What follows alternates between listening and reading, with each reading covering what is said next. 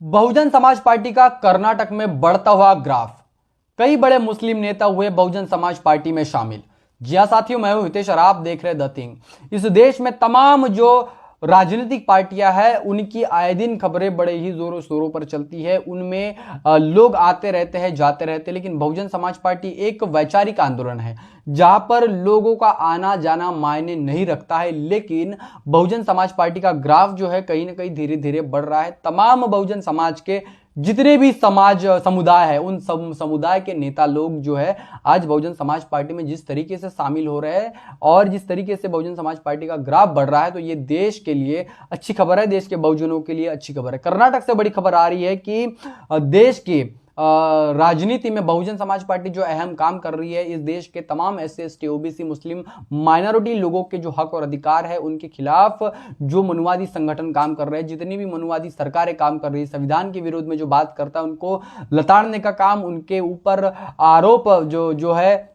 उनको चुप कराने का काम जो है बहुजन समाज पार्टी और मायावती जी करते आए हैं। तो बहन मायावती जी की नीतियों में विश्वास रखते हुए कर्नाटक से बड़े मुस्लिम नेता जो है बहुजन समाज पार्टी में शामिल हुए हैं। मुस्लिम समाज के बड़े नेता अल्पसंख्यक सेना के जो अध्यक्ष है एजे खान, बेंगलोर में बहुजन समाज पार्टी का सम्मेलन चल रहा था और इस सम्मेलन के दौरान कई लोगों के साथ में, कई पदाधिकारियों के साथ में उन्होंने बहुजन समाज पार्टी की प्राथमिक सदस्यता ली और कर्नाटक के प्रदेश प्रभारी दिनेश गौतम साहब जो है इन्होंने इनको बहुजन समाज पार्टी की प्राथमिक सदस्यता दिलवाई है। आपको बता दें कि बहुजन समाज पार्टी में अनुशासन को बड़ा महत्व दिया जाता है, अनुशासन को अग्रस्थान पर रखा जाता है और जो भी बहुजन समाज पार्टी में अनुशासन का पालन नहीं करता है, अनुशासन को भंग करता है, उसको बहन जी खुद पार्टी से बाहर निकाल देती है। ऐसे कई बड़े बड़े नेता है, कई बड़े बड़े उदाहरण हैं। बसपा के राष्ट्रीय उपाध्यक्ष को भी बहन जी ने नहीं छोड़ा है। तो बहन जी की जो नीतियां हैं और खास करके डिसिप्लिन जिस तरीके से बहुजन समाज पार्टी मेंटेन करके रखती है, जिस तरीके से इस देश में नेताओं को किस तरीके से लोग स्वीकार करते हैं और क्यों स्वीकार करते हैं, तो बहन जी एक आदर्श बनती है। और आदर्श नेता कैसा होना चाहिए, इस बात को पूरे देश में आइडियल जो है एक आदर्श नेता किस तरीके से रहता है उसका एक उदाहरण बहन जी है। और बहन जी खुद अपने जैसे जितने भी पदाधिकारी उनको रखना चाहती है। अगर पार्टी में कोई छोटी बड़ी गतिविधियां होती तो उन हर गतिविधियों पर बहन मायावती जी की नजर रहती है। और इसीलिए इसी डिसिप्लिन को ध्यान में रखते हुए तमाम जितने भी भारतीय जनता पार्टी के लोग हैं, राष्ट्रीय कांग्रेस के लोग हैं, समाजवादी पार्टी के लोग हैं, अन्य स्टेट की जितनी भी पार्टियां हैं, उनके जो लोग हैं जो उन पार्टियों से कहीं ना कहीं खफा होते हैं, नाराज होते हैं, तो बहुजन समाज पार्टी में वो इसलिए आते हैं क्योंकि बहन जी के नेतृत्व को स्वीकार करते हैं, बहन जी की नीतियों को वो स्वीकार करते हैं, बहन जी के काम करने के तरीके को उन्होंने देखा है। जब 4 बार बहन जी उत्तर प्रदेश में मुख्यमंत्री बनती है तो इस उत्तर प्रदेश के तमाम जो शेड्यूल कास्ट से लेकर के शेड्यूल ट्राइब लेकर के बहुजनों के जितने भी समाज के लोग हैं और खास करके अपर कास्ट के लोगों को भी न्याय देने का काम बहन जी ने अपने शासनकाल में किया था और इस देश के तमाम लोगों को हक अधिकार देने का काम किया। ब्राह्मण समुदाय से लेकर के शेड्यूल कास्ट के लोगों तक जीरो से लेकर के हीरो बना दिया, मतलब कि एक गली से लेकर के एक बड़ा नेता बना दिया, मंत्रियों की गाड़ियों में बिठा दिया। और हमेशा ही बसपा की स्ट्रेटेजी जो है गेम चेंजर रहती है। जहां भी पॉलिटिकल मुद्दे आते हैं, जहां भी राजनीति होती है, चुनाव में अगर बहुजन समाज पार्टी का एक विधायक क्यों ना रहे तो वो विधायक किस तरीके से बाजी पलट देता है। तो ये जो नीति है, मतलब एक विधायक को भी मंत्री बनाने का काम बहन मायावती जी ने किया है, मान्यवर कांशी राम साहब जी ने किया है। तो ये जो नीति है, ये जो काम करने का स्ट्रेटेजिकल तरीका है, इसी को आदर्श मानते हुए और इसी बात को समझते हुए बहुजन समाज के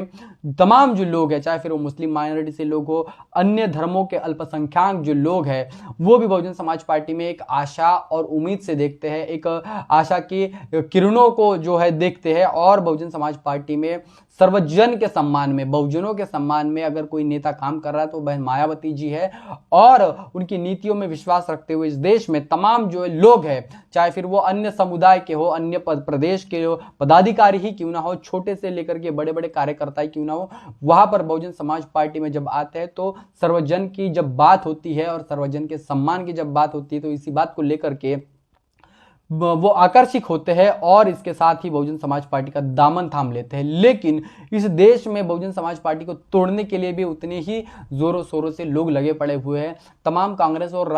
भारतीय जनता पार्टी के लोग जो है बहुजन समाज पार्टी के खिलाफ में अपने अपने जो नेता छोड़ रहे हैं, अपने अपने वैकल्पिक नेता छोड़ रहे हैं, जो बहुजनों की नेता को बदनाम करने का काम कर रहे हैं और वैकल्पिक जो है उनके सामने एक वैकल्प रख देते हैं, ऑप्शन रख देते हैं और बहन जी की जो पॉलिटिक्स है उसको खत्म करने के लिए आए दिन वो लगे पड़े हैं। लेकिन नेतृत्व जो है वो मजबूत रहता है और मजबूत नेतृत्व हमेशा ही इस देश के लोगों के लिए, बहुजनों के लिए हमेशा काम आता है। आपने कांशीराम साहब को देखा होगा और वर्तमान की स्थिति में बहन मायावती जी को देख रहे हैं। भले ही वो आज वर्तमान में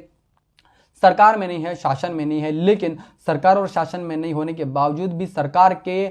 खिलाफ में विपक्ष की भूमिका बहन मायावती जी खुद निभा रही है और इसी बात से लोग प्रभावित है। और तमाम देश में बहुजनों की जो मसीहा है मायावती जी है, इनको एक आदर्श के रूप में देखा जाता है, उनके काम करने की नीतियों को समझा जाता है और इसीलिए चाहे फिर मुस्लिम समुदाय हो, चाहे फिर वो ओबीसी समुदाय हो, चाहे फिर वो शेड्यूल कास्ट और शेड्यूल ट्राइब के ही लोग क्यों ना हो, बहन जी को बड़े ही मान सम्मान से देखते हैं, उनकी नीतियों को बड़े ही आदरपूर्वक देखा जाता है। तो जिस तरीके से कर्नाटक में कई मुस्लिम समुदाय के नेता बीएसपी में शामिल हुए हैं, आरएस प्रवीण कुमार सर जो है जिस तरीके से दक्षिण भारत में काम कर रहे हैं और उनके नेतृत्व में जितने भी लोग बहुजन समाज पार्टी में जुड़ रहे हैं वो भी कहीं ना कहीं देश में बहुजनों की राजनीति को मजबूत कर रहे हैं और इस राजनीति से जो है मनुवाद को कहीं ना कहीं बड़ा नुकसान हो सकता है और इसी नुकसान को बचाने के लिए मनुवादी संगठन हमेशा बीएसपी को तोड़ने के लिए खड़े हुए हैं। बहरहाल इस तमाम घटनाक्रम को लेकर के, इस तमाम खबर को लेकर के कि जिस तरीके से इस देश में बीएसपी आगे बढ़ रही है, बहुजनों का ग्राफ आगे बढ़ रहा है, भले ही वोट ऑफ परसेंटेज कम है,